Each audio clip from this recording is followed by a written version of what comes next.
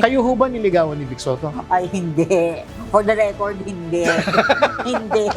Trending lang si Vic noon sa mga babae noon. Because my kids were with me. Sama ko sa stage. Pero because of yung mga vices na nangyayari noon, kinidnap yung mga anak ko. Ay, ganun? Sabi ko nga, I'm not saying wala na akong challenges sa buhay. I'm not saying my life has been perfect. No, far from it yet. But with every challenge, I know talaga the grace of God and the Lord is there with me. Okay, Oo. moving forward, Yes. dun ko po kayo nakita sa lunch date. Naabutan mo lunch Oo, nakabutan ko yun. this is Kasi 87. yung mga panahon na yan, Naglalaro ka pa that noon. was 12 o'clock po ba? Yes, 12 o'clock, Oo. Panghapon ako noon, ang lagi kong naiiwan na palabas sa TV, grade school ako noon, Oo. lunch date. Yes. Dalawa yes. yun eh, lunch date, tapos ang kalaban niya Itbulaga. Itbulaga na. At yung- yes. Tapos yung lunch date at saka Itbulaga, parehas yung pinanggalingan yun, di ba? Yes, yes. Oo. Okay, pag-usapan muna natin, paano kayo napunta sa lunch date? Sa lunch date naman, it was in 1987. 1987. Oo, when ang daming mga pangyayari sa buhay ko noon na hindi masyado magaganda, mga pagre-rebelde, Okay. mga napunta sa mga bisyo-bisyo, Oo. ganon. And then, Bakit ho kayo nag-rebelde no? well, siguro, only child, Yeah. wala akong kalaro. Yeah, Tapos, only child. hindi ko nakakausap talaga mami ko noon Si because busy rin. hindi lang yun, stricto, natatakot ako sa kanya. Okay. So, medyo napupunta ako sa mga kaibigan. Oo. Tapos, one thing led to another until na-introduce ako sa mga bisyo-bisyo na gano'n. Alak-alak. In fact, sabi ko nga, I never smoked, I never drank. Diretso ng drugs. Isaswabi ko pa naman sana. Hindi. Galing kay sigarilyo, galing kayo Wala. ng alak. Ay, hindi pala, drugs pala. Diretso na. kaya, Okay. kaya, Ilang Ah, taon ho kayo? siguro, teenager na ako. May boyfriend ko na yun na pangasawa ko. Okay. Yes. Ayun. So, yung mga hippie days pa yata yun Oo, ang tawag oo, dun oo. noon eh. Nung panahon po ba na yun, nung nagda-drugs po kayo, you earn your own money? Yes. On the side, You're handling yes. your own money na. Yes. Saan po galing tas ito? may Sa allowance showbiz? yun sa showbiz Okay. and sa mga commercials, Apo. gano'n. Meron na rin. Pero yun. your mom still handling your career? Yes, she was also. Okay, But okay. meron na rin akong yung on the side na tinatago kong sarili kong money. Okay. Mga ganon. So, Okay. ayun. So, parang paunti-unti. Although, I never really got naman yung talagang grabe na yung mga ginagawa, yung naglalakad Oo. sa kalye. Oo, na- walang na- ganon. Wala Walang ganon. naman ganon. Walang Wala ganon. naman ganon. Pero Saka, talagang, when you decided to stop, you really stopped. oh yes. But Ah. not because it was my choice, but because my mom, when I came back from the States, kasi umalis muna ako for the States eh. Oo. Kasal na ako noon ha. Pasensya ka na, medyo nagkakalapsis na ako sa dami na, That's sa dami okay, na sige po. mga nangyari sa buhay ko. Oo. Kasal na ako noon, tapos I left for the States nung nakipaghiwalay ako Okay. sa husband ko noon. Okay. It got worse in the States. Kasi syempre, ibang grupo naman na kilala ko doon. At iba yung kultura doon. Iba yung kultura Oo, doon. oo. So, mas sila sa, Yeah. I mean, you can take it in Yeah. the street, you can buy it on the streets, mga ganon. And then, I worked for an advertising agency in the States, J. Walter Thompson. Wow! Yes, receptionist ako doon noon. Okay. And talagang I really had fun because the people love me then. Kasi alam mo naman, Oo. yung personality ko naman, hi, hello, how are you? I get into their conversation, mga ganyan. Pero doon, grabe rin. Tumitira na rin ako doon. Naalala ko po na switchboard pa, ganyan. Oo. Pagka Ano medyo... kung ibig sabihin ng tumitira? Ano ibig ba yun? sabihin nun? Napaka-80s kasi. yung pagka yung naka-cocaine ako noon, nagko-cocaine ako noon, o kaya tsaka you went back to drugs na. Oo, nagtuloy lang doon sa doon States. sa Nung States, nahiwalay ako kasi syempre... Pero hindi ito yung pagkalulong na talagang lulong. Hindi, no? Hindi ganon. Kasama na rin yun. Lulong na rin yun. Nandun ang Quaaludes, Okay. nandun ang cocaine. Okay. Tapos pagka nakatira ako sa work, Okay. pag may mga tatawag, switchboard pa noon eh, receptionist ako noon. Hala, parang Christmas lights na, gumaganyan. Pinapatay ko isa-isa kasi kausap ko yung dealer ko. O pupuntahan kita. Lalakad akong 10 blocks from Embarcadero, Hyatt Embarcadero pa nun yung office ko noon. All the way. Pupunta ako doon para lang kumuha lang para mag-score. Alam mo naman siguro ang word na score, no? Yes. Ayun. So, ganun medyo talagang masalimuot. And then my mom naman noon, at Ilan that taon time, po kayo nung nasa States kayo nun? I was early 20s. Siguro 22, 20, hindi, mga pa rin. 23. Bata. Oo, 23, ganun, Bata pa rin. 24. So ganun. So, nung nasa States ako, doon, my mom was very lonely na wala ako sa piling niya. Kasi kung matulog kami niyan, holding hands kami niyan eh. So, ganyan talaga kami noon. We Okay. always slept in one bed, one room, halos all my life. And then, napunta ako sa States, tapos ganun pa nangyayari sa akin. So, she was really so lost. And that's how she found the Lord. May nag-invite sa kanya sa Bible study. Tapos doon, nung she gave her life to the Lord, because my mom was really very religious. Pero yung pala, hindi pala religion, it was a relationship. The relationship. And when she found that relationship with God, she was sharing it to me. Yung kahit over the phone, and then finally, nung pinabalik ako dito, because my kids were with me, sama ko sa States. Pero because of yung mga vices na nangyayari nun, kinidnap yung mga anak ko. Ay, ganun? Ng ex-husband ko. Kinuha. Kinuha. Parang ganun na kinidnap kasi gumawa nakakuha sila ng passport, nakagawa sila ng nailabas ng bansa? nailabas ng bansa na hindi ko alam. Okay, so what happened? Oo, yung parang I was at a friend's house noon, drugging up. Pag uwi ko, wala na yung mga anak ko. Tumawag mami ko. Sabi niya, nasaan ang mga anak mo? Sabi ko, ma'am, natutulog. Sabi niya, make sure. Pagtingin ko, wala na. Sabi niya, nandito sila kasama ako. Tapos pinagalit na galit sa akin sa telepono. And she wanted me to come back. So I had to come back to Manila. Okay. Tapos nung dumating ako sa Manila, syempre tuloy-tuloy pa rin. Hindi mo basta-basta maaalis yung vision yun.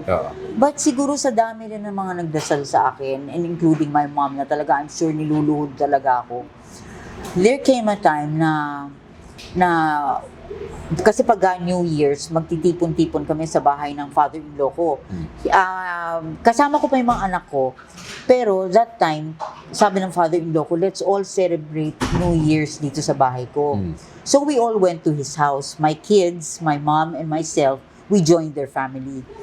Tapos, nung after the 12 o'clock celebration, biglang kinuha na naman sila. Inuwi naman sa bahay ng ex-husband ko. Okay. And they were crying. Yung talagang kumakapit sa akin na parang, Mommy, please don't leave us. Please don't leave us. Gumaganon. Ilang taon po yung mga bata? Ay, they were 2 and 4 at that time. So very, very young pa at that time. Doon na, tapos nung pauwi na kami, doon sa bahay namin, from my father's house, going home, sabi ng mami ko, tama na, yung ginawa mo sa buhay mo, hindi lang buhay mo sinira mo, pati buhay ng mga anak mo. But at that time, kahit anong sermon niya, parang, Manhid ka na. Hindi sa manhid. Parang, sige na ma'am, I want to hear more. Akala niya, tinutuya ko siya na parang, hindi ma'am, go on talking. Pero yung pala, that was my way of saying, Lord, suko na ako. Yung parang, I surrender. Okay. Sabi ko nga sa'yo, Dennis, the next day when I woke up, parang buhay na buhay lahat. Things were just so alive and so different. And that's when I allowed the Lord to enter my life already. And from then, history na. Sabi ko nga, I'm not saying wala na akong challenges sa buhay. I'm not saying my life has been perfect. No, far from it yet. But with every challenge, I know talaga the grace of God and the Lord is there with me to help me through it. Oo. Tapos, yun na. Yun na. Lunch date na po kayo, tapos nag-eat-bulaga Yung na lunch kayo. date naman, I was going to give my testimony for the first time sa Men's Full Gospel Meeting. It so happened, nandun si anak ni Menardo Jimenez, Tito Menardo Jimenez of GMA 7. When he was listening to me, yung pala, they were cooking up a noontime show. But they didn't know sino host ang ilalagay nila. Tapos, nung nakita nila ako, napakinggan nila how I delivered my testimony, parang sinabi ni Butch Jimenez at that time, sabi niya, parang this girl has presence, has stage presence. Sabi niya, so he approached me, sabi niya, Tony, sabi niya, I was really touched by your testimony, sabi niya, and listen, sabi niya, I'm cooking up this noontime show. And I would like to consider you to be one of the hosts. Sabi niya ganyan. Okay. Sabi niya, would you consider being, joining us for this show? Ang tagal ko na hindi nag-showbiz noon. At saka parang buhay ko na noon. Talagang, I was just so hot and on fire for the Lord. So sabi ko, hindi na muna ako mag-showbiz. Yung gano'n. Sabi ko, but give me your number. Sabi ko, I'll pray about it. So siningit ko sa Bible ko, and then after 3 days, basta dadasal ako. Sabi ko, Lord, kung will mo, ikaw na ang gumawa ng opening para dito.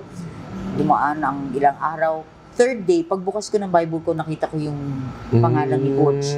So, tinawagan ko siya. Tapos sabi ko, okay, Butch, I think I'll give it a try.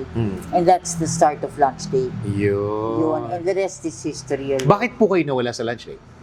I started and ended lunch date. Yes, it was on for 7 years. Okay. Ayun. Ano ba sumunod sa lunch date? Ha? Ano ba sumunod sa lunch date? Eat Bulaga na ako. Nag-eat Bulaga na ako. Sa GMA 7 po. After the lunch date.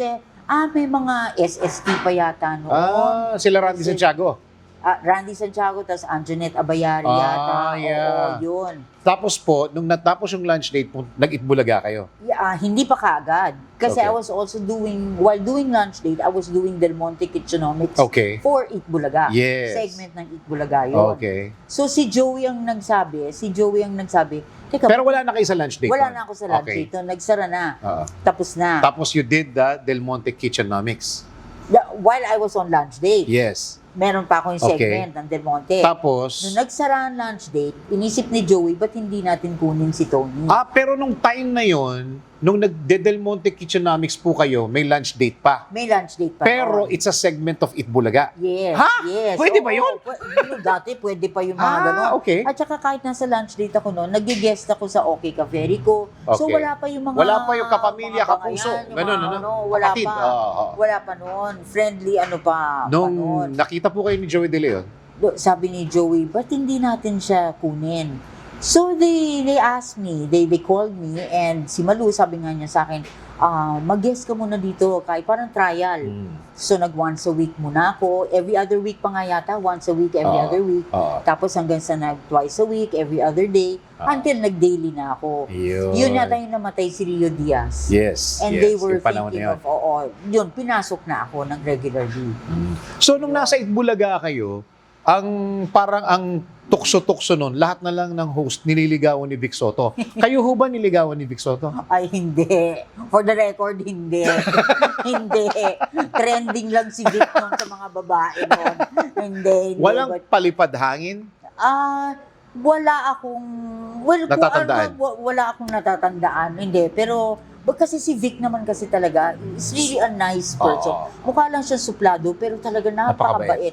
Lahat naman siya, wala Si kang- Joey De Leon po? Joey De Leon, napakabait din nun. Wala Hindi rin kayo niligawan? None of the above talaga. Oo. So you were okay nung nasa Itbulaga kayo? Yes, oo, ganun. I was very, very okay. And talagang, kasi mahirap kasi, pag iisipin mo, mahirap din na, kunyari kasama mo sa show, tapos naging kayo, di ba paano kung may mga selusan dyan? Paano kung may Tama. mga ano? Di, kitang-kita sa camera, di ba? Hindi na kayo kumbaga, hindi na kayo Oo. makakapag-adjust ng gano'n. Diba? Ganun. Tama. And so, ako, I maintain that sense in me na sabi ko, basta kasama mo sa trabaho is trabaho talaga. So, ayun. So, minsan may mga kantsawan, ganyan, may mga ganun, pero nothing, wala.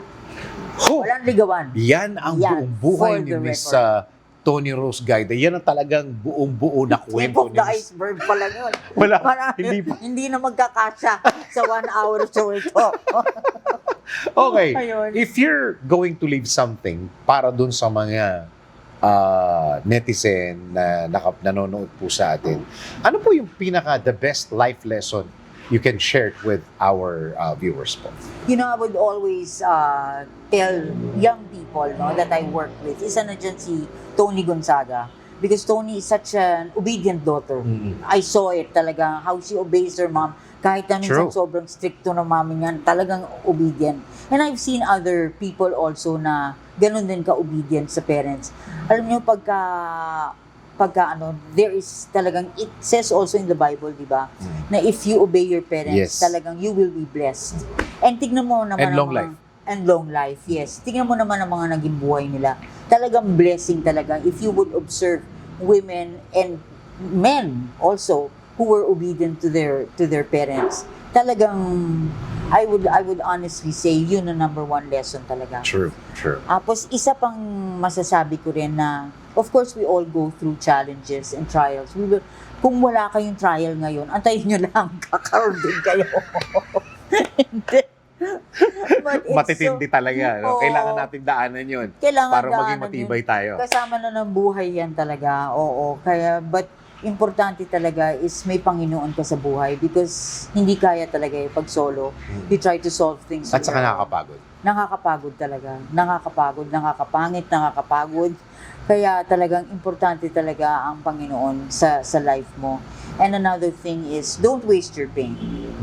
Don't waste your pain. Yes, don't waste your pain. Whatever you go through, sometimes, yung talagang there are challenges in life na minsan wala kang choice. Kailangan harapin mo yun. No? Yung talagang, maraming mga trials na nangyayari na ganyan na mabait ka naman, wala ka naman inaaway, pero dumarating ang problema sa buhay. Yeah. Everything has a reason talaga. Yeah. Everything has a reason. True. Very And true. later on, if you look back at it, nalampasan mo na yon, mamaya may tatakbo na lang sa'yo, may pinagdadaanan na ganun din.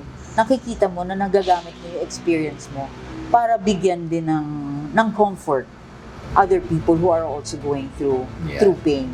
Yeah. Oo. Okay, Yun. Miss Tony Rose Gaida, thank you for opening up at maraming salamat din for sharing your life with our viewers. Anytime, Dennis. Maraming salamat. Anytime. God bless you. God bless you. God bless you. Dennis. Nako, okay. Thank you. Thank you.